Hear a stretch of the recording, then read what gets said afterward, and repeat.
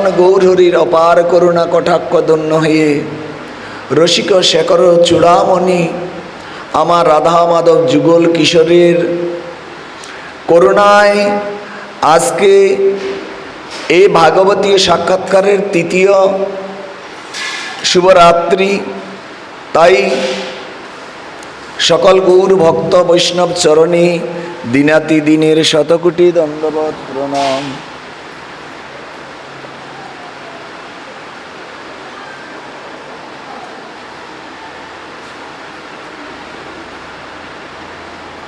শাস্ত্রে বলছে সমগ্র জীবন গ্রন্থ অধ্যয়ন করেও ভগবানকে উপলব্ধি করা যায় না। কারণ গ্রন্থ পড়ার পাশাপাশি মহতের করুণা না থাকলে কখনো গ্রন্থ পড়ে হয় না। শুধু গ্রন্থ নয়, মহতের কৃপা থাকা চায়। এই জন্য শাস্ত্রে বলছে চৈতন্য চরিতামৃতে কৃষ্ণদাস কবিরাজ গোস্বামী বলছেন, কৃষ্ণ ভক্তি দূরে রহুক, সংসার না যায় ক্ষয়। মহৎ কৃপা বিনে ভাই কোনো কর্মে ভক্তি নয়। তাহলে মহতের করুণা থাকা চাই। মহতের করুণা কটাক্ষ ছাড়া কখনো ভগবত কৃপা হয় না। তাইলে ভগবত কৃপা পেতে হলে মহতের অনুকম্পা থাকা চাই। আজকে আরো বিশেষ দিবস। আজকে আমাদের মহাপ্রভুর সেই শক্তি গদাধর পণ্ডিতের আবির্ভাব তিথি। আজকে মধ্যাহ্নবেলায় আমি চন্ডাপুরে আলোচনা করেছিলাম গদাধর পণ্ডিতের আবির্ভাব তিথি নিয়ে। তো আজকে আমরা আস্বাদন করব, অর্থাৎ শ্রীমান মহাপ্রভু 10 দিন প্রয়াগে রহিল। চৈতন্য চরিতামৃতের মধ্যলীলা 49 পরিচ্ছেদ। মহাপ্রভু প্রয়াগে রহিলেন, শ্রীরূপে শিক্ষা দিল শক্তি সঞ্চারিয়া। প্রভু কহে শুনরূপ ভক্তির লক্ষণ, সূত্ররূপে কহি বিস্তার না যায় বর্ণন। পারাবার শূন্য গভীর ভক্তির রস সিন্ধু, তোমা শাখায় ইতে তার নাহি এক বিন্দু। এই তো ব্রহ্মাণ্ড বরি অনন্ত জীবগণ, 84 লক্ষ জনিতে করয়ে ভ্রমণ। তাই আমাদের 84 লক্ষ বার ভ্রমণ হয়, যাতায়াত, গতাগতি। হ্যাঁ, পুনরপি জনমম পুনরপি মরণম। অর্থাৎ আমরা জন্ম মৃত্যু চক্রে আবর্তিত। তো এই জন্ম মৃত্যু চক্র থেকে আমরা কি করে পরিত্রাণ পাব? আমরা পরিত্রাণ পাওয়ার পথ কি? এই জন্য শাস্ত্রে বলছে, কেশাগ্র শতক ভাগ পুনঃ শতাংশ করি, তার সম সূক্ষ্ম জীবের স্বরূপ বিচারি। স্বয়ং মহাপ্রভু প্রয়াগের রূপ গোস্বামী পাদকে এই রূপ শিক্ষা দিলেন। রূপ গোস্বামী পাদকে বলছে, কেশাগ্র শতভাগস্য শতাংশ সদৃশাত্মক জীব সূক্ষ্ম স্বরূপ অয়ং সংখ্যাতীত হি চিৎকন।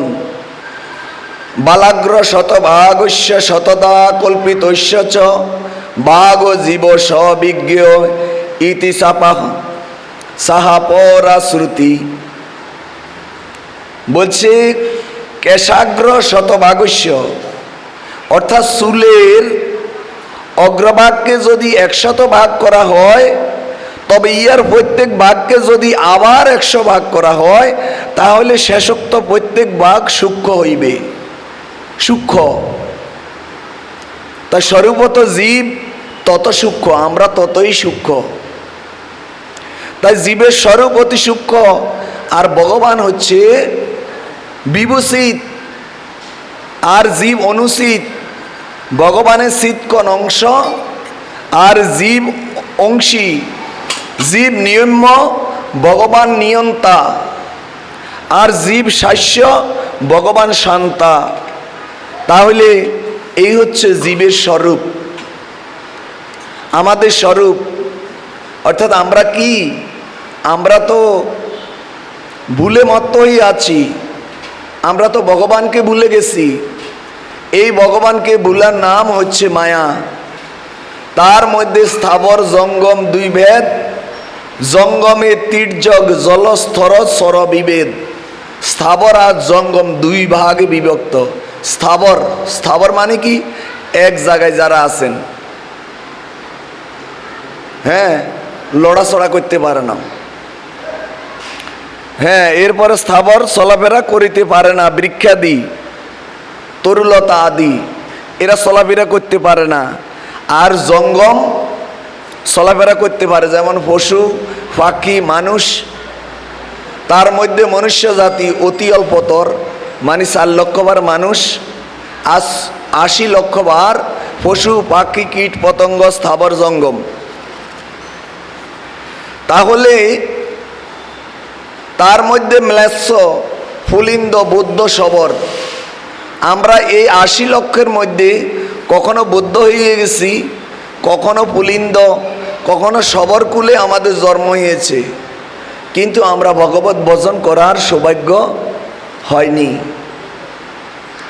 বেদনিষ্ঠ মধ্যে অর্ধেক বেদ মুখে মানে, বেদ নিষিদ্ধ পাপ করে ধর্ম নাহি গণে। ধর্মচারীগণ মধ্যে বহুত কর্মনিষ্ঠ, কোটি কর্মনিষ্ঠে এক জ্ঞানী শ্রেষ্ঠ। কোটি জ্ঞানী মধ্যে হয় একজন মুক্ত, কোটি মুক্ত মধ্যে দুর্লভ এক কৃষ্ণ ভক্ত।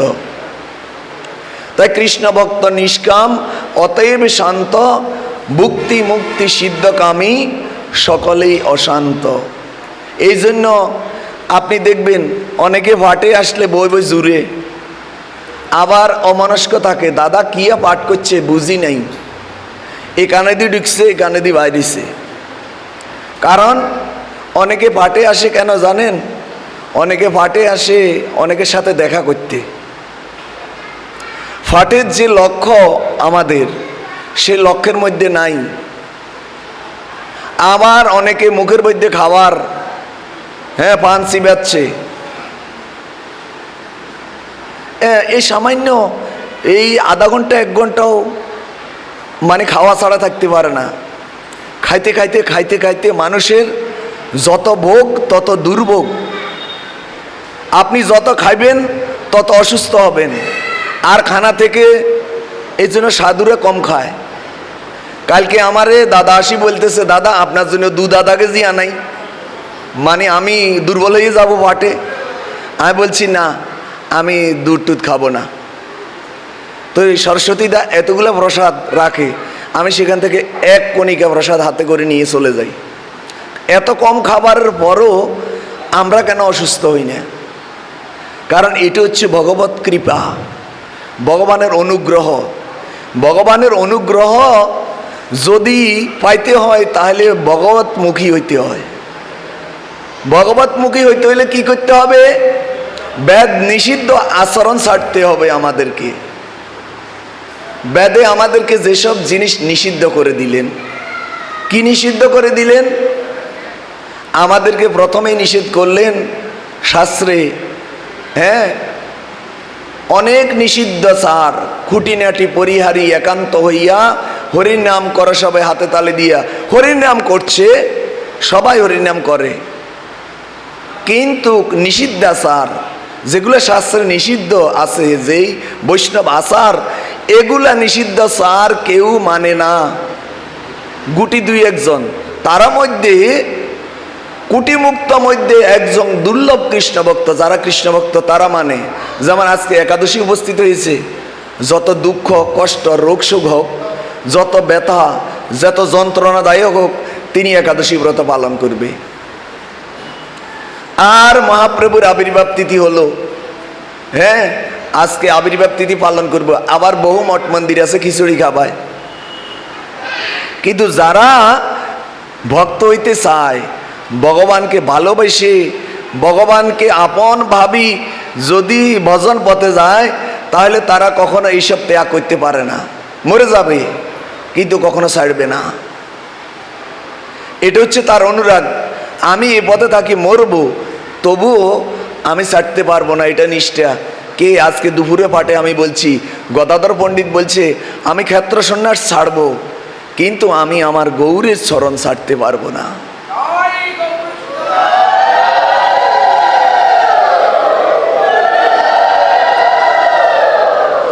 হ্যাঁ, এরকম হইতে হবে।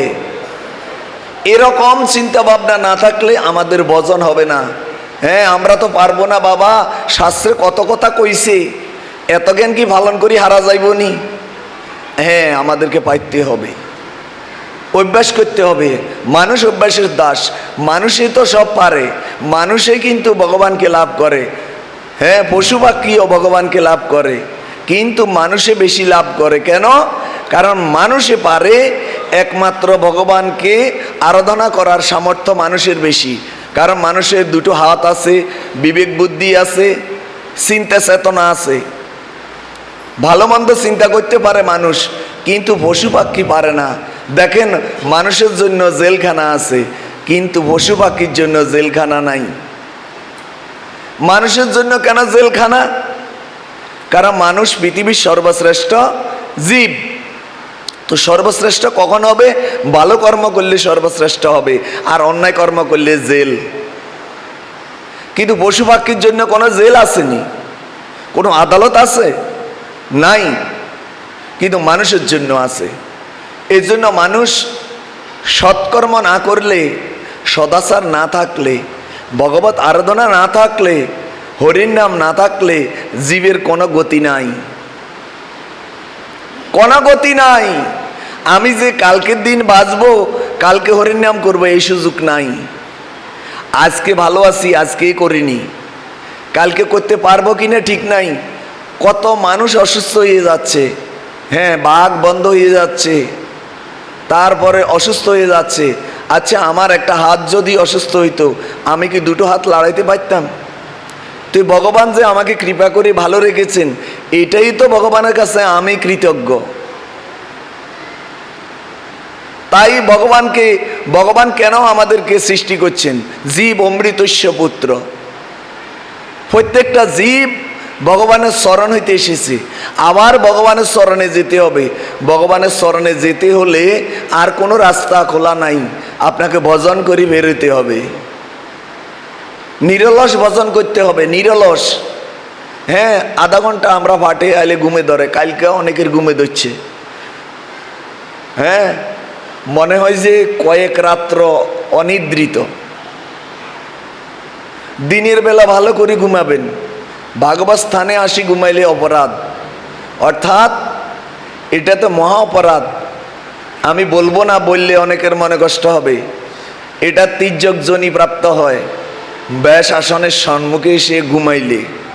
পরীক্ষিত মহারাজ 7 দিন 7 রাত্র নৈমিষারণ্যে গঙ্গার তীরস্থ উপবেশন করিলেন। প্রায় উপবেশনে কোনো আহার নাই, নিদ্রা নাই, অর্থাৎ এখান থেকে কোনো নড়াচড়াও নাই।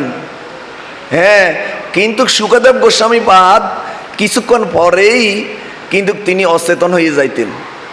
কারণ হরিকথা বলতে বলতে উনি এমন আপ্লুত হয়ে যাইতেন, ভগবানের কথা আর বলতে পারতেন না।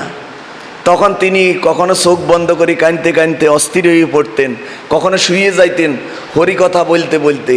তখন পরীক্ষিত মহারাজ কী করতেন? একটা কাঁসা ঘন্টা রাখছে, তো কতক্ষণ হরে এভাবে বাজানো শুরু করতেন। তো বাজাইলে কিছুক্ষণ পরে আবার সুখদেব গোস্বামী পাদ আবার স্বাভাবিক জায়গায় আসতেন। এই জন্য যারা ভাবুক, যারা ভগবত ভক্তি পরায়ণ, তাদের এই দশা হয়। ভগবানের গীতা ভাগবত পড়তে লাগলে তারা কান্দে, একলা একলা কান্দে ঘরে পড়তে লাগলে। হ্যাঁ, ব্যাসাসনের সামনে কান্না বড় কথা নয়, বড় কথা হলো আমি ঘরে যখন অধ্যয়ন করি তখন আমার কান্না আসে কিনা, সেটা হচ্ছে বিষয়। যতদিন পর্যন্ত কান্না আসবে না, বুঝবেন যে আজও আমার ভাগবত পড়া হচ্ছে না, আমার ভাগবত পড়া আজও হচ্ছে না, আমার কান্নাই তো আসে না। যেদিন থেকে আমি কাঁদতে পারবো, হা কৃষ্ণ কোথায় বলে কাঁদতে পারবো, তখনই বুঝবে যে আমার গ্রন্থ পড়া শুরু হয়েছে মাত্র। তাই তো বলছে ভুক্তি মুক্তি সিদ্ধকামী সকলে অশান্ত। ভুক্তি মুক্তি সিদ্ধকামী কারা? যারা স্বর্গ চায়। বাপ মরে গেছে, মোটাক্কান দিছে, সেখানে লেখছে স্বর্গীয় অমুক কুমার সাহা, স্বর্গীয় অমুক কুমার সাহা। আচ্ছা, আপনার বাবার নামের আগে দিয়ে চন্দ্রবিন্দুকে লাগাইলেন, এই চন্দ্রবিন্দুকে লাগন মানে কি স্বর্গীয়, আর মায়েরা মারা গেলে স্বর্গীয়া। হ্যাঁ, তো উনি মারা গেলে স্বর্গে গেলে ভালো কথা। কত আমরা অজ্ঞ, কত মূর্খ যে আমার পিতৃপুরুষ স্বর্গে গেলে কি লাভ হবে। ক্ষীণে পুণ্যং মত্ত লোকং বিশন্তি, স্বর্গে গেলে আবার ফিরে আসবে সংসারে। পুনমুষিক ভব গতাগতি, আবার আবার যন্ত্রণা, মাতৃজঠরে আবার। মাতৃজঠর বড় ভয়াবহ জিনিস। হ্যাঁ, মায়ের গর্ভের মধ্যে যে আমরা থাকি, এটা মনে করেন ভালো জায়গা। এই জায়গাটা যদি একবার দেখতেন কেউ ভালো করি, তাহলে সেদিন থেকেই আপনি হরিভজন শুরু করে দিতেন। মায়ের এই গর্ভটা ভয়ানক, এখানে পুরো অন্ধকার, আর আমাদের মাথাটা থাকে নিচের দিকে, পাগুলো থাকে উপরের দিকে, আর সেখানে পায়খানা প্রস্রাব, সেখানে রক্ত, মজ্জা, রক্ত, পুঁজ, সব জিনিস এখানে থাকে। আর এগুলা কৃমিকীট থাকে না মায়ের গর্ভে, কৃমিকীটও থাকে। আর এগুলা যখন আমাকে দংশন করে, তখন আমি আর সহ্য করতে পারি না, তখন বলি, হা দীনবন্ধু, তুমি ছাড়াই আমার আর কেহ নাই। তখন আমরা কাঁদি যে প্রভু, তুমি ছাড়াই আমার আর কেহ নাই।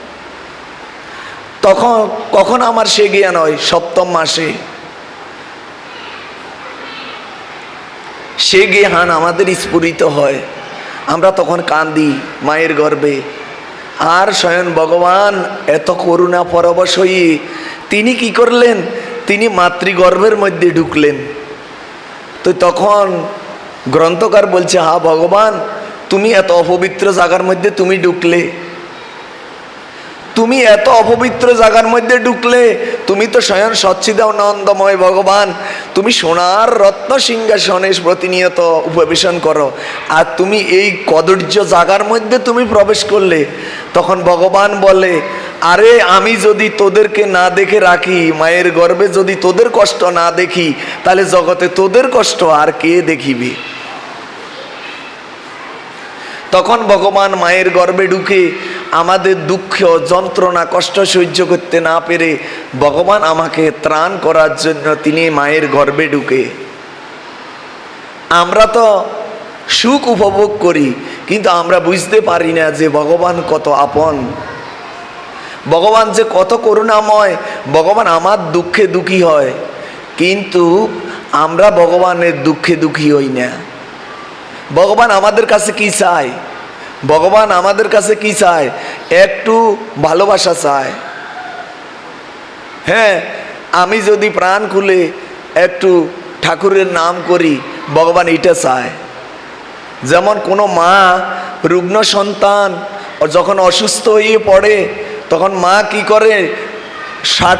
নিঃস্বার্থভাবে সন্তানের শিয়রে সারা রাত্রি জেগে সেবা করে।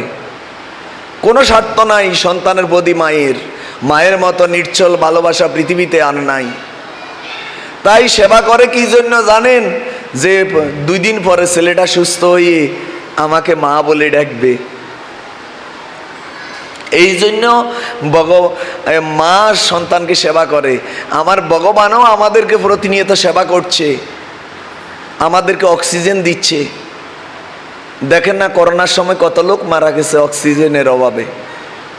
আর এত অক্সিজেন ভগবান দিচ্ছে, অফুরন্ত অক্সিজেন আমরা নিয়ে শেষ করতে পারতেছি না। প্রতিদিন 21,600 বার শ্বাস প্রশ্বাস আমরা নিচ্ছি। এই জন্য যারা আমাদের গুরুদেবেরা কি করে? শিষ্যকে উপদেশ জ্ঞাপন করে, বাবা প্রতিদিন 16 মালা জপ করবি। কেন জপ করবি জানিস? কারণ 16 মালা জপ করলে তোর 21,000 বার হরিনাম হবে। ওই যে 21,000 বার শ্বাস প্রশ্বাস নিচ্ছিস, ভগবানের প্রতি কৃতজ্ঞতা জ্ঞাপন করে তুই 16 মালা জপ করবি, ভগবানকে অর্পণ করবি, দেখবি ভগবান এটাতেই প্রীত হবে। প্রেম সে বলো রাধা রমন কি।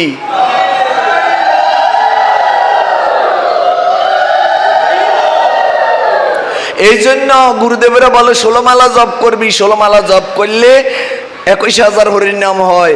এই জন্য প্রতিদিন 16 মালা করবেন।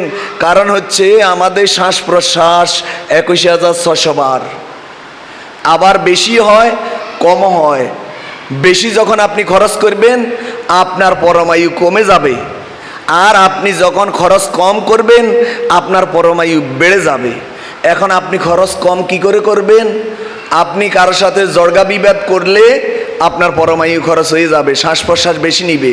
দেখবেন জর্গা করলে হা হা করে নিঃশ্বাস ফেলে না, আবার দৌড়াইলে ঘন ঘন নিঃশ্বাস ফেলে হা হা। তার মানে কি শ্বাস প্রশ্বাস বেশি নিতেছে, তার পরমায়ু কমে যাচ্ছে। এই জন্য গুরুদেব আমাদেরকে কি দিলেন? গুরুদেব ত্রিসন্ধ্যা দিলেন।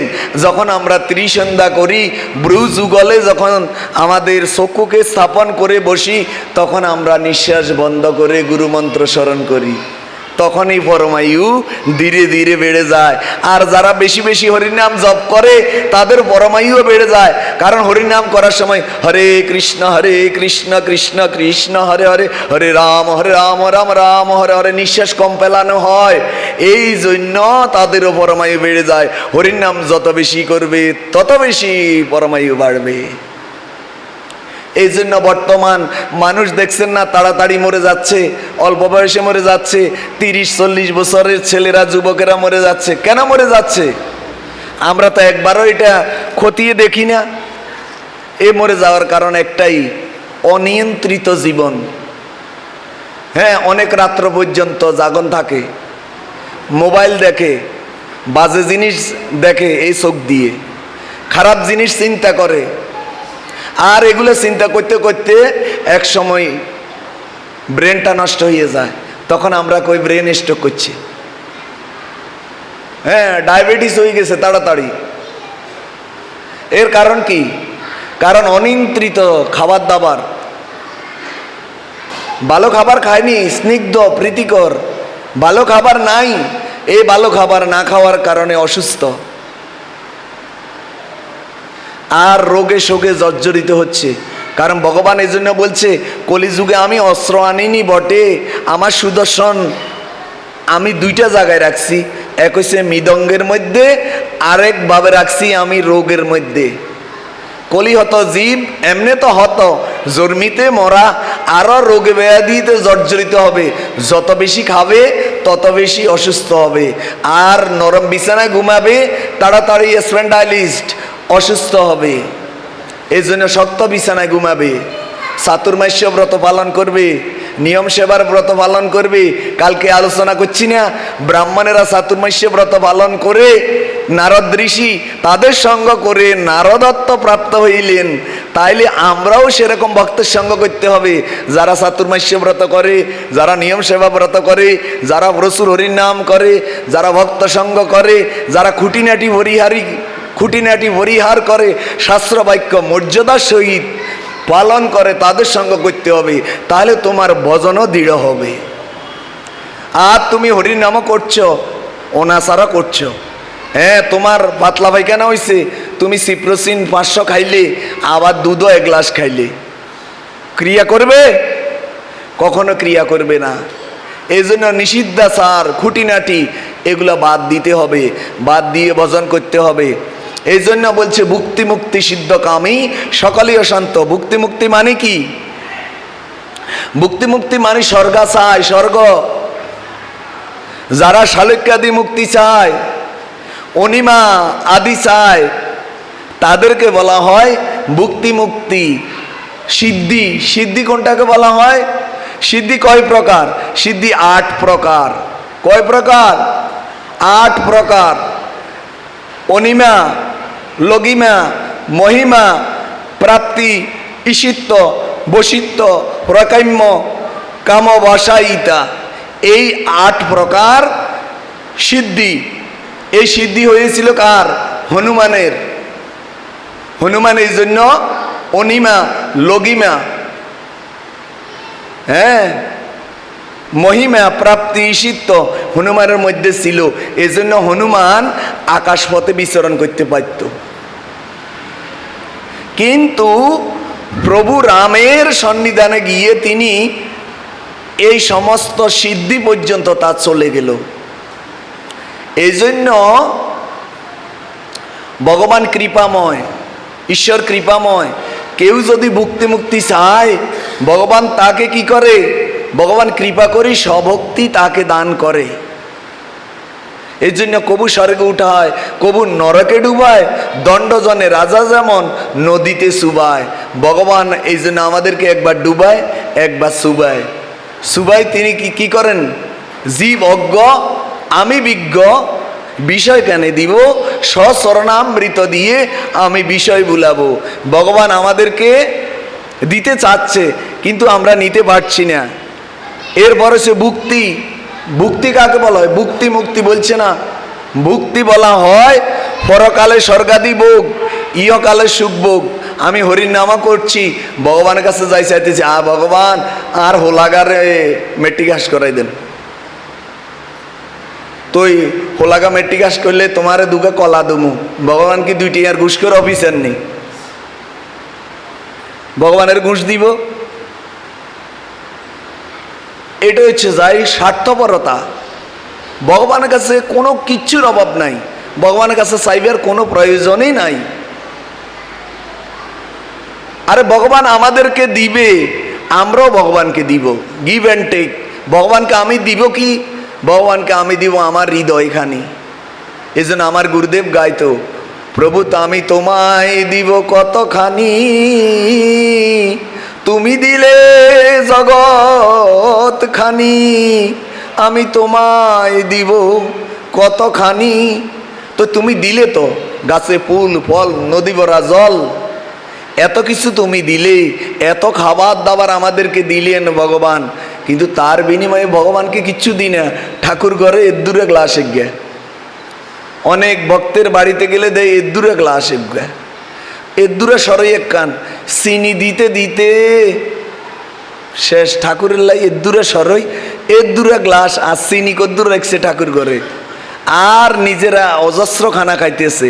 আর কদিন হরে কয়, রে বাবু রে, ফ্যাট বাড়ি গেছে। ওই যে ভগবানকে ঠকাইছে, এটার পরিণাম ভয়াবহ। ভগবানকে যারা ঠকায়, শেষ বয়সে তারা খাইতে পারে না। টাকার অভাব নাই, প্রাচুর্যের অভাব নাই, সব আছে, কিন্তু খাইতে পারে না। ওই লগে দিয়ে হাতিতে মিষ্টি দিয়ে, তো লগে দিয়ে বউবে কান দে, আহারে ভগবান আর লগের গা মিষ্টি খায়, আমি খাইতে পারি না। এর কারণ কি? ওই অতিরিক্ত খাইছেন। ভগবান মাপি মাপি দে, জানেন আমাদের আহার কিন্তু সীমাবদ্ধ, একটা জায়গায় যায় স্টপ হয়ে যাবে। ভগবান মাপি দেয়, আপনার নিয়মের বাইরে খাওয়ার কোনো সুযোগ নাই। ভগবানের কৃপা ছাড়া একটা মুহূর্তও খাওয়ার কোনো সুযোগ নাই। আমরা মনে করি হ্যাঁ ভগবান আমাদেরকে খাওয়ায়, আমরা কই কি হ্যাঁ ভগবান গড়েনি খাওয়াই দিব। ভগবান গড়েনি খাওয়ায়। ভগবান যদি আজ যদি মনে করে আমাকে খাওয়াবো, সেরকম ভক্ত হইলে খাওয়াইবো। অনন্য চিন্তয়ন্ত মাম যে জনাবর্য উপাসতে তেষাং নিত্য অভিযুক্তানাং যোগক্ষেম মহম। ভগবান তারই যোগক্ষেম বহন করে যে সর্ব অন্তকরণে গৌর গোবিন্দের পদারবিন্দে সব কিছু সমর্পণ করেছে। গোবিন্দও তাকে খাওয়ায়, আবার তার জন্য গোবিন্দ কান্দেও, তার জন্য গোবিন্দ শ্রাদ্ধও করে, তার জন্য গোবিন্দ কি করে? হ্যাঁ, আগুনও ভক্ষণ করে না? ভক্তের লাগি ভগবান। এই জন্য ভক্ত সেরকম হইতে হয়। হ্যাঁ, ওই দ্রৌপদীর মতন এক হাত দিয়ে গোবিন্দ ডাকে, এক হাত দিয়ে শাড়ি ধরে রাখছে। গোবিন্দ কৃপা করে নাই, যখন 2 হাত তুলে বলছে হে কৃষ্ণ করুণা সিন্ধু দীনবন্ধু জগৎপতে গোপেশ গোপিকা কান্ত রাধা কান্ত নমস্তুতে।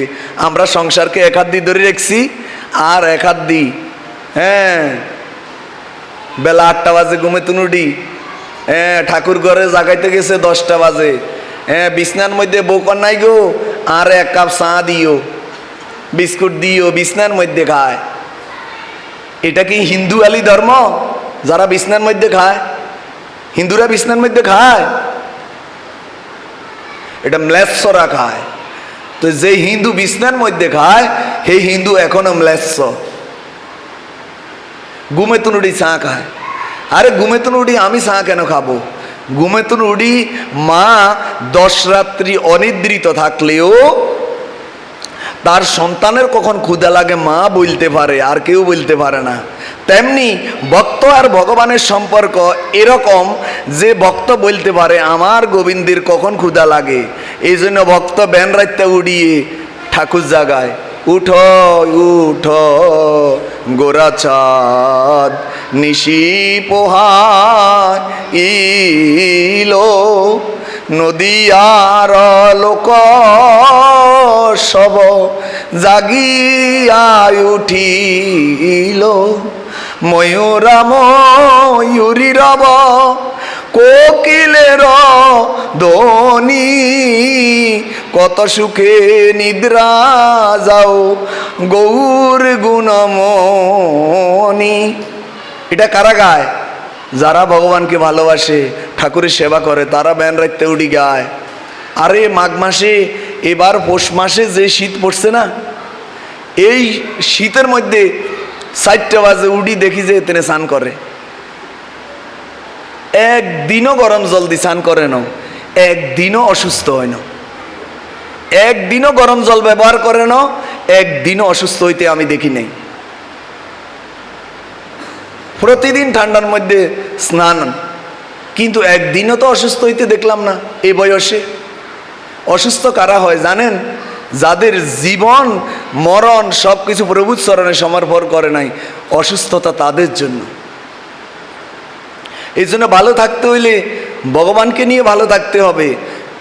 এভাবে বিষয় আশা নিয়ে থাকলে ভগবানকে নিয়ে ভালো থাকা যাবে না। আপনি 10 তলা বাড়িতে থাকেন, কিন্তু আপনার অন্তঃকরণ গোবিন্দের চরণে থাকতে হবে। হ্যাঁ, ওই দূরে সরই আর এর দূরে গ্লাস নয়। ঠাকুরঘরটা কোন জায়গা দিই, সিবা দিই, এরকম হইলে হবে না। ঠাকুরঘরটা সরাসরি থাকতে হবে। ঠাকুরঘরে ভগবানের বিগ্রহ থাকতে হবে। ঠাকুরঘর সেরকম হইতে হবে, হ্যাঁ, নিজের জন্য এত বড় রুম আর ঠাকুরের জন্য সিঁড়ি রুমে দিয়ে দূরে শিবাগর দূরে রাখছে। ভগবানের জন্য জায়গা নাই, তা আপনার জন্য জায়গা হবে ওই পারে? আরে ভগবানের জন্য 10টা ইট গাঁথুন, দেখবেন পরকালে ভগবান আপনার জন্য বড় জায়গা করে রাখবে। এই জন্য সিঁড়ি রুমে এক জায়গায় যাইতে যে সিঁড়ি রুমে দিয়ে শিবাগর দূরিতে ঠাকুরের রাখছে, গাও হরাইবার জায়গা নাই। আর বাথরুমে যাইছে, বাথরুমে গিয়ে এত বড়, এনগা সবার বাথরুম ঘরের ভিতরে এত বড়, আর ভগবানের লাই এর দূর কদ্দূর, তোর হরান বাথরুম ইতে যাইব। যে যথা মাম প্রপদ্যন্তে স্নাংস তথৈব বজাম্যহম। এই জন্য তারপরে বলা হচ্ছে ভুক্তি, ভুক্তি, মুক্তি। মুক্তি কাহাকে বলে? মুক্তি হচ্ছে চতুর্বিধ মুক্তি। সেটা হচ্ছে ষষ্ঠী, সারূপ্য, সামূপ্য, সাযুজ্য, এই 4 প্রকার মুক্তি। এই মুক্তির ঊর্ধ্বে এই 4টা মুক্তির পরে আরেকটা মুক্তি আছে, সেটাকে আমরা বলি, শাস্ত্রে বলে পঞ্চবিধ মুক্তি। সেটা হচ্ছে কি? সেটা হচ্ছে ভক্তি। সেটাই মুক্তির ঊর্ধ্বে, সেটা হচ্ছে আমাদের ভক্তি। আর ভক্তি যার হবে, ভগবানের প্রতি তার ভালোবাসা বেশি হবে, অনুরাগ হবে, ভগবানকে ভালোবাসতে শুরু করবে, নামের প্রতি নিষ্ঠা আসবে, জপের প্রতি নিষ্ঠা আসবে, খানার দিকেও খেয়াল থাকবে না, খানার দিকেও খেয়াল থাকবে না। আরে কতবার খায়, সেই দুপুরবেলা প্রসাদ পাইছি পাঠ করে বাড়িতে। আমি আসার সময় কাকা আমার কয় যে কাকু এই সানাসুদ্দি মুরিদি বানাইলই খান। আমি কই না, আমি এখন আর খাবো না, আমি মন্ত্রস্মরণ করেই পাঠে যাব, আমার কোনো খানা নাই। এখানে আইলে সরস্বতী দাদা গুরুভাই কিছু হইলেও খান। না দাদা, আমি খাবো না, আমি খালি পেটে থাকলে আমি স্বস্তি লাভ করি, আর খাইলে আমি অস্বস্তি লাভ করি। এই জন্য শাস্ত্রে গীতায় বলছে যুক্ত আহার বিহার, যুক্ত আহার বিহার করলে আমাদের ভজন সাধন ঠিক থাকে, রোগ ব্যাধি কম হয়, রোগ বালাই কম হয়। এজন্য মুক্ত নাম অপি সিদ্ধানাং নারায়ণ পরা দুর্লভং প্রসাদ মাতা কোটি ওপি মহামুনে। ব্রহ্মাণ্ড ভূমিতে ভূমিতে কোন ভাগ্যবান জীব গুরু কৃষ্ণ প্রসাদে পায় ভক্তি লতা বীজ। তাই শুকদেব গোস্বামী পাদ পরীক্ষিত মহারাজকে বললেন, হে মহামুনি, যাহারা জীবন মুক্ত, অর্থাৎ জীবন মুক্ত মানে কি, যারা সমগ্র জীবনে মুক্ত, সংসারে থাকিও তারা মুক্ত। কারা? যারা জীবন মুক্ত, যাহাদের সাযুজ্য মুক্তি নিকটবর্তিনী, তাহাদের কোটি জন হইতেও নারায়ণের সেবাপরায়ণ একজন ভক্ত দুর্লভ। শ্রীপাদ বিশ্বনাথ চক্রবর্তী ঠাকুর টিকা করেছেন, বলছে জীবন মুক্ত যেমন প্রাকৃত শরীরে থাকিয়া দেহা দীর অভিমান শূন্য ব্যক্তিদিগের কে বলা হয় জীবন মুক্ত। এই দেহ থাকবে কিন্তু অভিমান শূন্য, দেহের মধ্যে কোনো অভিমান থাকবে না। হ্যাঁ, আমি আমার, আমি অমুক পাস, আমি চক্রবর্তী, আমি ব্যানার্জি, আমি চ্যাটার্জি, আমি অমুক ভক্ত, এরকম মনোভাব যার মধ্যে থাকবে না, তিনি হন জীবন মুক্ত। সিদ্ধানাং বলছে, সিদ্ধানাং সাধনে যাহার সিদ্ধ হইয়া গিয়াছে, দেনতে যাহারা সাযুজ্য মুক্তি পাইবেন, এরূপ ব্যক্তিদের বিশ্বনাথ চক্রবর্তী পাদ বললেন মুক্তানাম ওম সিদ্ধানাং। তাই তিনি ভক্তশ্রেষ্ঠ বলিয়া মুক্ত সিদ্ধগণ হইতেও নারায়ণ সেবা পরায়ণ দুর্লভ। এই সংসারে থাকিয়া যারা প্রতিনিয়ত গৌর গোবিন্দের সেবা দিচ্ছেন তারা দুর্লভ। তাদেরকে দেখলে বৈষ্ণব জ্ঞান করি, তাদেরকে প্রণাম করতে হবে। এজন্য শাস্ত্রে ভগবান বর্ণনা করছেন, আমায় সেবে কিন্তু আমার ভক্তগণকে অভিবাদন করে না। বলছে আমি কোনো দিনও তাকে স্বীকার করি না, কোনো দিন তাকে স্বীকার করি না, কিন্তু আমার ভক্ত পূজা করে, আমার সেবা করে না। ভগবান বলছে, বলিহারি আমি সেই ভক্তকে স্বীকার করি। এই জন্য ভগবানের ভক্ত হচ্ছে ভগবানের হৃদয় স্বরূপ। গীতায় বলছে না, গীতার মাহাত্ম্যে, গীতার মাহাত্ম্যে ভগবান বলছে না, গীতা মে হৃদয়ং পার্থ, গীতা মে সারমুত্তমম, গীতা মে জ্ঞানমত্যগ্রং, গীতা মে জ্ঞানব্যয়ম, গীতা মে সৌত্তম স্থানম, গীতা মে পরম পদম।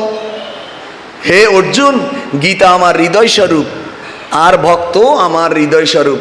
আমরা বৈষ্ণব বন্দনা গাই না, ওরে বৈষ্ণবরী দয়ে সদা গোবিন্দ বিশ্রাম, গোবিন্দ কহেন মম বৈষ্ণব পরাণ। যারা ভগবানের নারায়ণ সেবাপর, তাদেরকে দেখলেই প্রণাম করবে, অভিবাদন করবে, সম্মান করবে। ভগবানের পূজা থেকে তাদের পূজা শ্রেষ্ঠ। আপনি সারাদিন মন্দিরে মাথা ঠুকলেন, কোনো লাভ হবে না যতক্ষণ না পর্যন্ত মহৎজনের সেবা না করবেন। এই জন্য ভাগবতের পঞ্চম স্কন্ধে দ্বাদশ অধ্যায়ে ভগবান বলছেন, রুহুগণ তপসান জাতি ন চেজ্জয়া নির্বাপনাদ গৃহাদবা ন চন্দসা নৈব জলাগ্নি সূর্য বিনা মহৎ পাদরজ অভিষেকম। অর্থাৎ তুমি কি করলে? রুহুগণকে ভগবান বলছে তপস্যা দ্বারাও আমাকে লাভ হয় না। ন জাতি ন সেজ্জয়া নির্বাপনাদ, নির্বাপন সাধনা করলেও কোনো লাভ হয় না। ন ছন্দসা নৈব জলাগ্নি সূর্য, অর্থাৎ তুমি সূর্যের আরাধনা করলে, গঙ্গার আরাধনা করলে, কিন্তু আমার মহৎ পাদরজ অভিষেকম, আমার ভক্তের চরণদুলা তুমি মাথায় নিলে না, তুমি কোনোদিন শ্রেষ্ঠ হইতে পারবে না। আর যেই ভক্ত মহতের চরণদুলা নেই, সে আমাকেই প্রাপ্ত হইবে। তাই কৃষ্ণ ভক্তির সুদুর্লভ তত্ত্ব বলিয়া কিরূপে তাহা পাওয়া যাইতে পারে, তাই বলিতেছেন মহৎ কৃপাতে ইহা পাওয়া যাইতে পারে। সাধু সঙ্গে মহৎ কৃপা লাভ হইলে তাহার প্রভাবে কৃষ্ণ ভক্তি শ্রদ্ধা ভজনে প্রবৃত্তি আদি জন্মে। তাই ভজনে প্রবৃত্তি জন্মিলে জীব ভজন করিতে আরম্ভ করে। ভজনের সঙ্গে সঙ্গে মহৎ কৃপায় স্বীয় শক্তিতে ভজন প্রবৃত্তিকে ক্রমশ পরিপুষ্ট ও পরিবর্ধিত করিতে থাকে। আস্তে আস্তে তার অনুরাগ বাড়তে থাকে। তাহাতে তখন ভজন প্রবৃত্তি ক্রমশ নিষ্ঠা, রুচি, আসক্তি স্তরে উন্নীত হয়। অবশেষে শুদ্ধ সত্যের সহিত তদাত্মাত্ম প্রাপ্ত হইয়া চিন্ময়ত্ব লাভ করে। অবশেষে কৃষ্ণ সুখৈক তাৎপর্যময়ী সেবা বাসনারূপ প্রেমে পরিণত হয়। তখন তার প্রেম আসে ভগবানের প্রতি। হ্যাঁ, হরি বলতে কেন নয়ন জরে না, হরি বলতে কেন নয়ন জরে না, তা না হলে প্রাণের হরি আমায় দেখা দিবে না, হরি বলতে কেন নয়ন জরে না। আরো গাইছেন, কাজী নজরুল ইসলামে গাইছে, হ্যাঁ নজরুল গীতিতে গাইছে, হে হরি দেখতে কেমন বল, যার নাম নিতে চোখে আসে জল, সে হরি দেখতে কেমন বল। বাহ, একজন মুসলমান কবি ওই কি পদ রচনা করিলেন, হে গোবিন্দ রাখো চরণে, হে গোবিন্দ রাখো চরণে,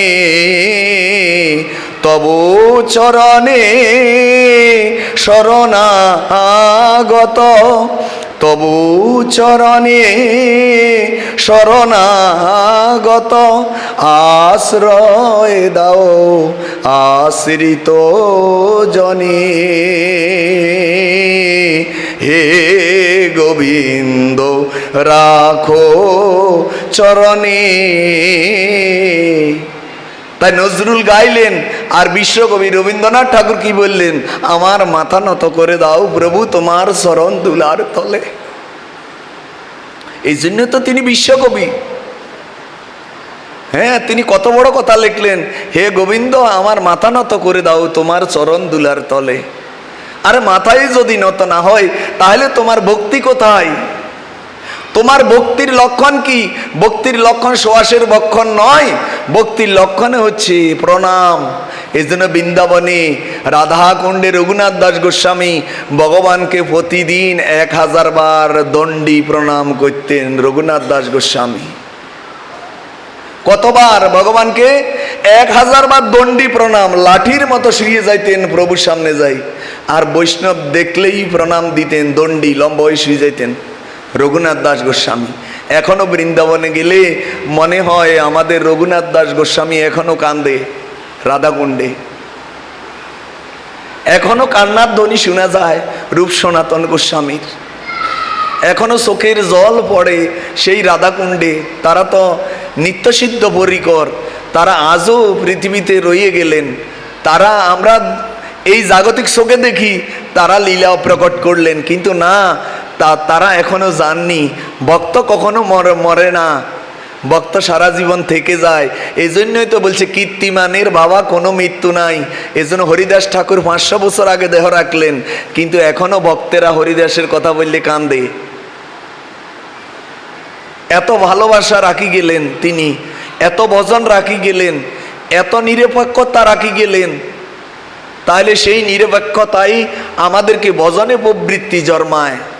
হরিদাসের কথা শুনলে তো আমাদের হরির নামের কথা মনে পড়ে না?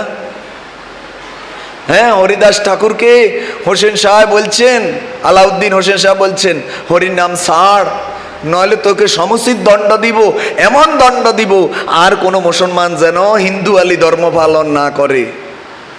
তো হরিদাস ঠাকুর বলছে, খণ্ড খণ্ড করে দেহে যদি যায় প্রাণ, তবুও বদনে ছাড়িব না মধুমাখা এই নাম। তাহলে এত দৃঢ়তা কি করে হলো? আমার এই দেহ খণ্ড খণ্ড করে কেটে পেল, তবু আমি হরি নাম ছাড়তে পারবো না। এই যে দৃঢ়তা, এই যে ঐকান্তিকতা কি করে হলো? এটা মহৎ কৃপায় হয়ে গেল। তাই ব্রহ্মাণ্ড ভূমিতে কোন ভাগ্যে কেহ তরে সমুদ্রের প্রবাহ জইছে কাষ্ট লাগি তীরে। নদীর মধ্যে দেখবেন বাবা, হ্যাঁ, নদীর প্রতিকূলে একটা নৌকা যাইতে কষ্ট হয়, স্রোতের প্রতিকূলে যাইতে। অনেক বড় বড় মাছও প্রতিকূলে যাইতে পারে না, কিন্তু ছোট্ট একটা পুঁটি মাছ, হ্যাঁ, প্রতিকূলে টক্কি টক্কি সামনের দিকে যায়, দেখবেন স্রোতের বিপরীতে যায়। পুঁটি মাছ, ছোট্ট একটা পুঁটি মাছ প্রতিকূলে যায়। তো তখন পুঁটি মাছকে জিজ্ঞেস করছে, আরে পুঁটি মাছ, আমি এত বড় হাতি, আমি নদীর প্রতিকূলে যাইতে পারি না, আমি ভেসে যাই, আর তুই ছোট্ট পুঁটি মাছ হইয়ে তুই কি করে প্রতিকূলে টক্কি টক্কি যাস? তো বলছে, শুনেন মহাজন, আমি যেদিন জন্মিছি জলে, সেদিন বলছি এই আমার আশ্রয় আপনি, আমার সর্বস্ব আপনি, এই জন্য জলের কাছে আমি আত্মসমর্পণ করেছি, এই জন্য জল আমাকে কৃপা করে সেই ক্ষমতা দিয়েছে, এই জন্য আমি প্রতিকূলে চলতে পারি। তো তদ্রূপ আমাদের সংসারের এই প্রতিকূলতার মধ্যেও আমাদেরকে চলতে হলে, ভগবানকে ভালোবাসতে হইলে, ভগবত সেবা পরায়ণ হইতে হইলে মহতের করুণা, মহতের চরণে, হ্যাঁ, নিজেকে, নিজের মাতাকে বিকাইতে হবে। মহৎ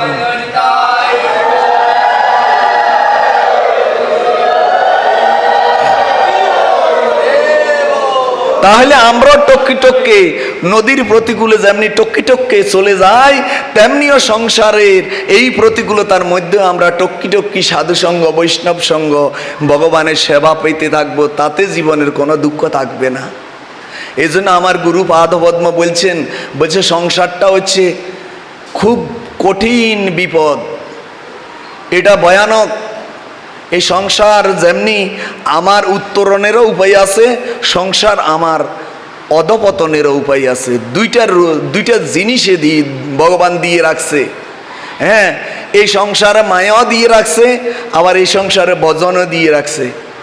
হ্যাঁ, কালকে গাইছি না, রামপ্রসাদ রাজার ছেলে, আর মায়ের সামনে মা দিতে চাচ্ছে, কিন্তু গাইতেছে, চাই না মাগো রাজা হতে। হ্যাঁ, এত সম্পদ দিয়ে রাখলেন, আর মা দিতে চাচ্ছেন, নে বাবা নে। আর দক্ষিণেশ্বরে তিনি গাইতেছে, চাই না মাগো রাজা হতে। এই সংসারে থাকবো আমরা, ভগবানের কাছে এইসব বিত্ত বৈভব চাইব না। ভগবানের কাছে কি চাইবো আমরা? ন ধনং ন জনং ন সুন্দরীং কবিতাং বা জগদীশ কাময়ী মম জন্মনীশ্বরে ভবতাদ ভক্তির হেতুকু তৈ। আমরা ভগবানের কাছে চাইব। হ্যাঁ, নয়নং গলদশ্রুধারয়া বদনং গদগদ হৃদয়া গিরা পুলকৈর নিশিতং বভু তব নাম গ্রহণে ভবিষ্যতি। অর্থাৎ প্রভু, আমি যখন তোমার নাম করব, নয়নং গলদশ্রুধারয়া, তোমার নামের সহিত যেন আমার চোখে জল পড়ে, তোমার নাম নিতে গেলে যেন আমার চোখের জল আসে।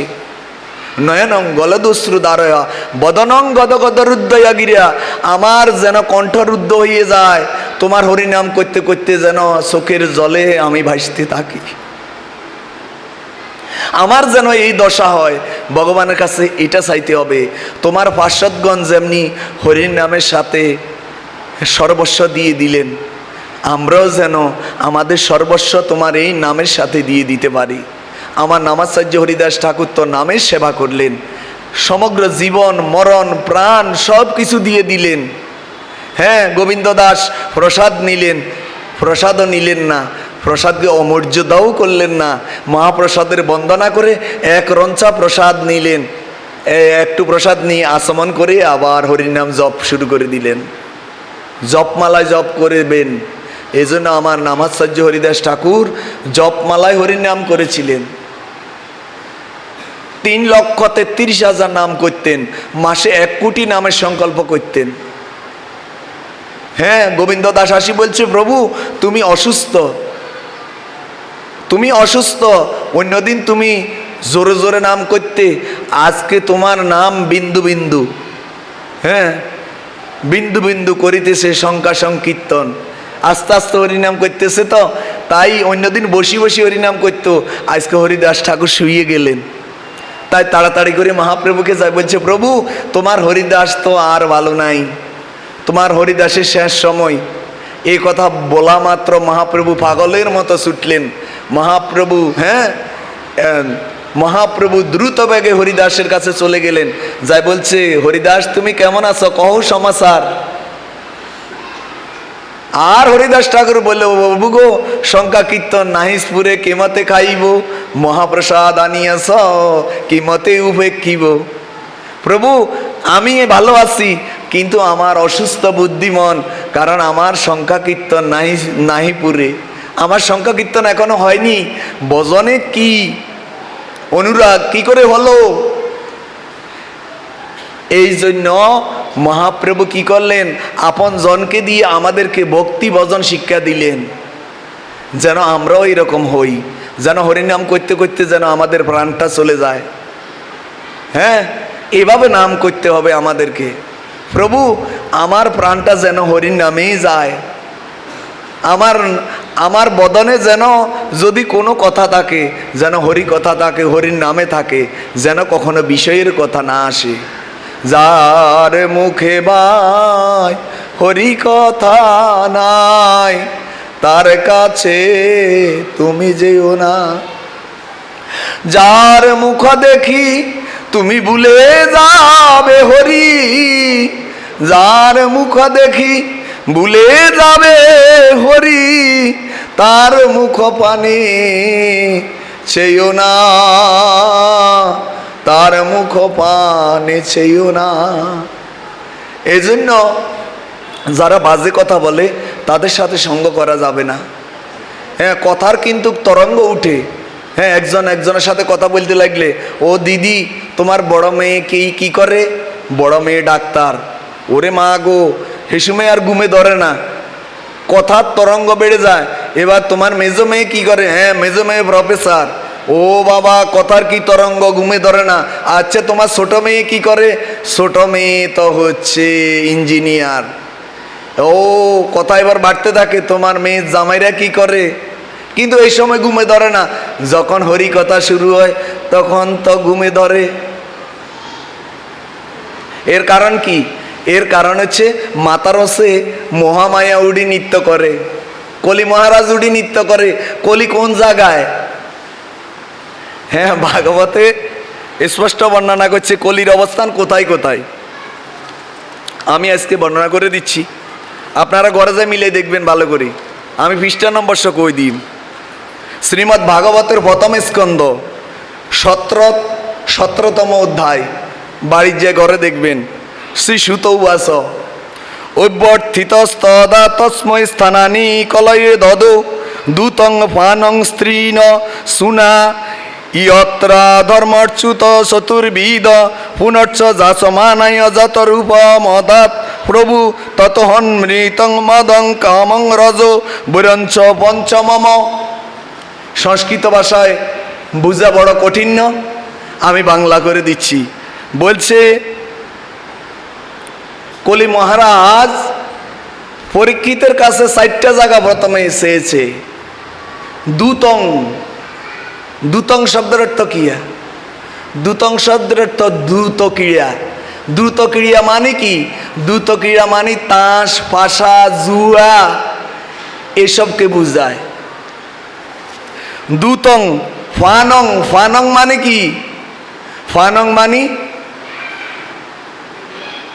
আমি এই আসনে বসি বললে অপরাধ হয়। ফানং মানে কি?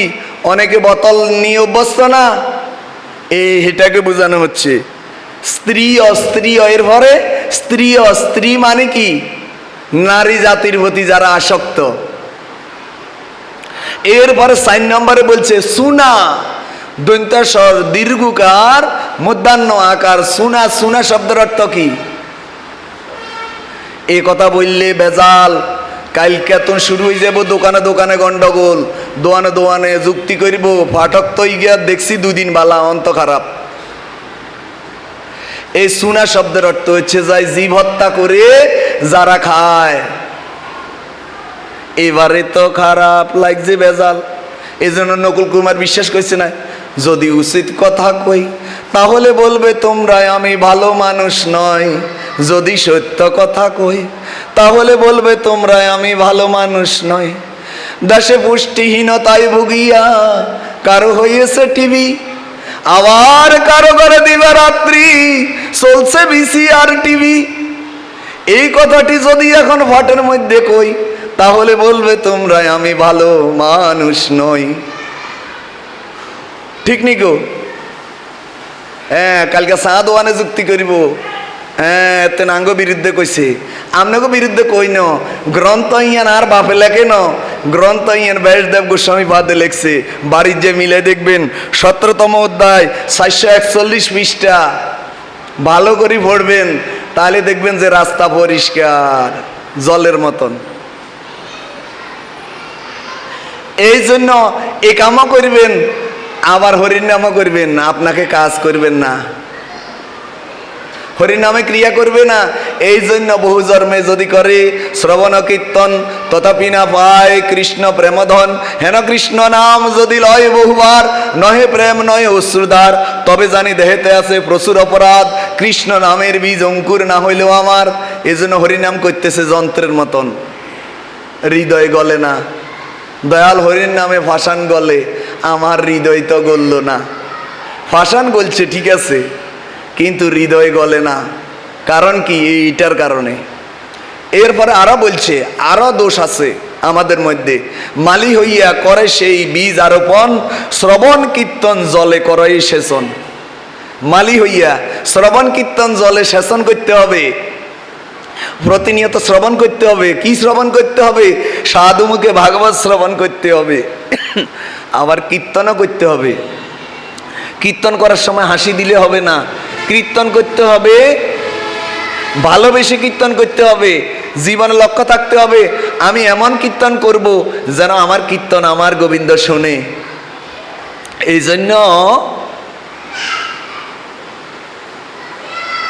আমাদের দিল্লির বাদশাহ সম্রাট আকবর, সম্রাট আকবরকে গান শুনাইতো কে?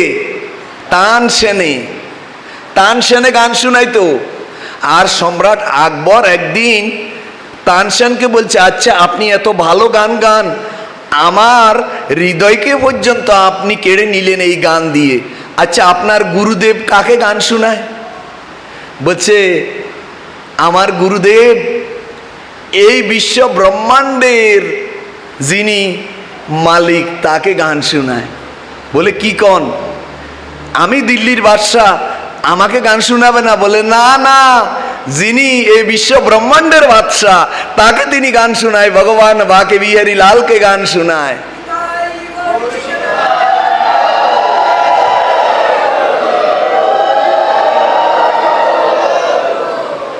ভগবান বাকে বিহারী লালকে গান শোনায়।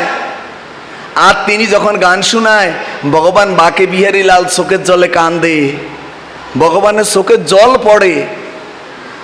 আর তখন আকবরকে বলছে, সম্রাট আমার গুরুদেব কোনোদিনও আপনাকে গান শোনাবে না, কারণ আমার গুরুদেব আর কাউকে গান শোনায় না, একমাত্র আমার গোবিন্দকে ছাড়া। এই জন্য আমাদের জীবনে আমরা গান শোনাবো, তবে প্রাণ ঢেলে গান শোনাবো, যেন আমার গোবিন্দ আমার গান শোনে। এইভাবে গান গাইতে হবে, প্রাণ খুলে হৃদয় উজাড় করে গাইতে হবে।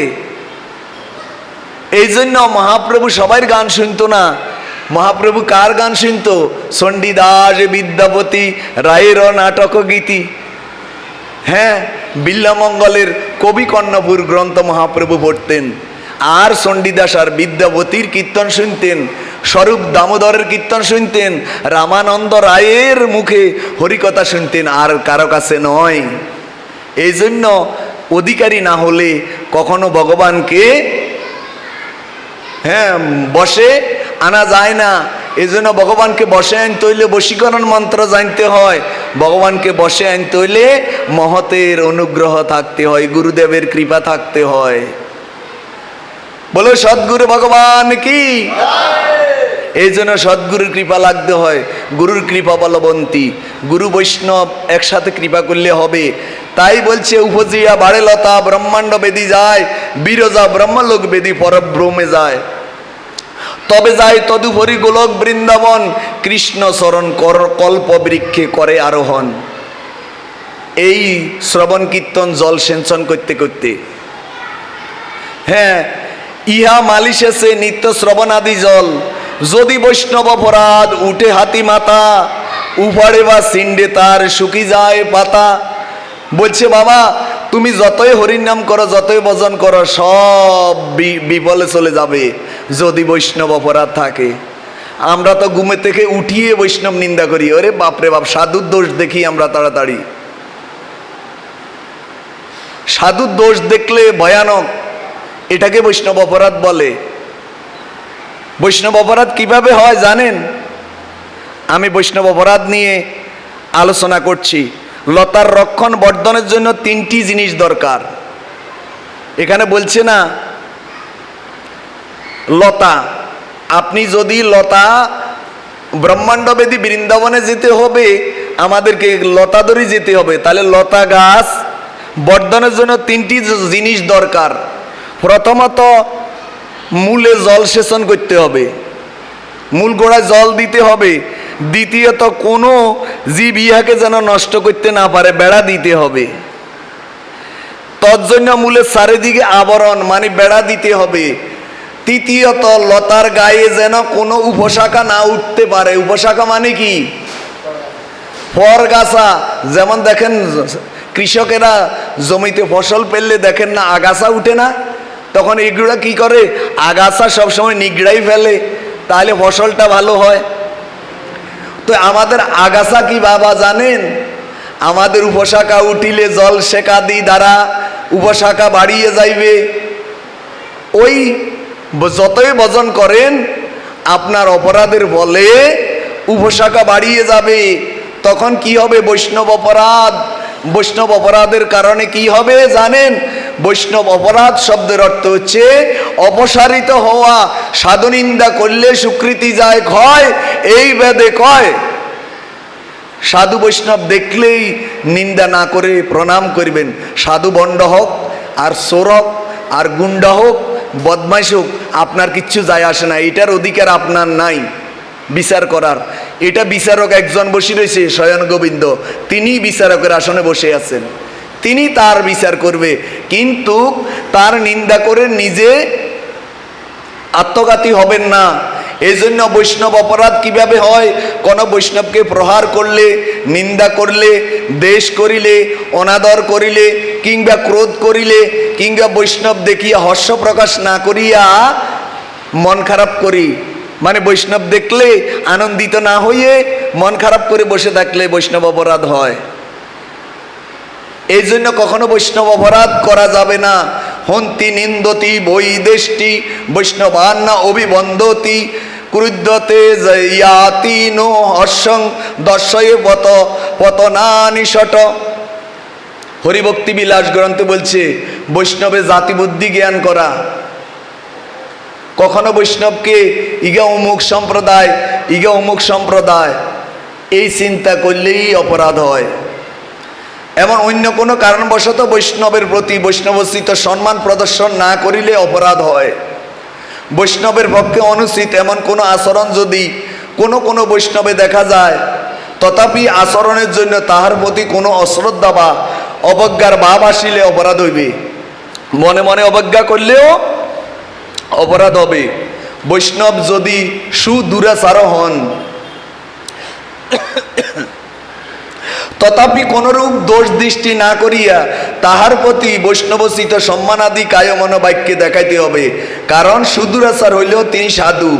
এই জন্য গীতায় ভগবান বললেন, অপি সেত সুদূরাচার ভজতে মাম অন্য ভাক সাধুরেব মন্তব্য সম্যক ব্যবসিত হিস। গীতায় ভগবান বলছে সুদূরাচার ব্যক্তিকেও সাধু বলার হেতু এই যে প্রারব্ধ কর্মফল বশতই অনন্য ভজন পরায়ণ হইয়া তিনি দুষ্কার্যে রত হইয়া থাকেন, কিন্তু দুষ্কার্যের জন্য তিনি সর্বদাই অনুতপ্ত হয়েন। দুষ্কর্ম হইতে নিজেকে রক্ষা করার জন্য তিনি কাতর প্রাণে ভগবানের কৃপা ভিক্ষা করিয়া থাকেন, নিজে যথাযথ চেষ্টা করিয়া থাকেন, কিন্তু তথাপি প্রারব্ধ কর্ম বশত অনেক সময় যেন আবিষ্ট হইয়া দুষ্কর্মে রত হইয়া থাকেন। এটা প্রারব্ধ কর্মফল। এই জন্য আমাদের বৃন্দাবনে এক বাবাজি মহারাজ নামনিষ্ঠ মহাপুরুষ, ওনার ভজন দেখি বৃন্দাবনে সমাদৃত, সবাই প্রশংসনীয়, কিন্তু ওনার সব সময় সবাই গুণ প্রশংসা করত, ওনাকে দেখলে প্রণাম করত, অভিবাদন করত। ওনা আচরণশীল সাধু বাবা মহাত্মা, তাই ওনাকে বৃন্দাবনে প্রসিদ্ধ মহাত্মা, নাম সিদ্ধ মহাপুরুষ হয়ে গেলেন। আর উনি তখন মনে মনে চিন্তা করলেন, সর্বনাশ, এভাবে লোকে যদি আমাকে পূজা করে, এভাবে যদি সম্মান করে, এভাবে যদি আমার অভিবাদন করে, এটা তো আমার পতনের কারণ। তখন তিনি কি করলেন, ওই পাশের গ্রামে এক বেশ্যার বাড়ি, এক দেহপুঁজিবনী নারী বেশ্যার বাড়িতে তিনি গিয়ে বলছে, মা তুই আমাকে একটু আশ্রয় দিবি। কি বললেন কি, মা তুই একটু আশ্রয় দিবি। আর তখন বেশ্যা বললে, বাবা আমি ওইসি দেহপুঁজিবনী, আর আপনি এসেছেন বৃন্দাবনের নামসিদ্ধ মহাপুরুষ, আপনি এখানে কি করে আমার এখানে থাকবেন? সবাই তো বলা বলি করবে বাবাজি ভ্রষ্ট হয়ে গেছে। বলছে, বলো, এই জন্যই তো আমি আসছি। তখন তিনি ছোট্ট একটা পণ্য কুটির করে সে মায়ের বাড়ির দূরে এক জায়গায় পণ্য কুটির করে গাছের তলে বসে বসে ভজন করেন। আর বৃন্দাবনের সমস্ত সাধুরা বলে ফেললেন, আহারে নাম সিদ্ধ মহাপুরুষ তিনি শেষ পর্যন্ত বেশ্যার সঙ্গ করলেন, সর্বনাশ হয়ে গেল, স্থলিত হয়ে গেল, পতিত হয়ে গেল। তখন সবাই ওনার নিন্দা চর্চা শুরু করলেন। তো বৃন্দাবনে রাধা গোবিন্দ দেবের একদিন সন্ধ্যাবেলায় আরতি দিতে পূজারি গেলেন, হয়েছিল।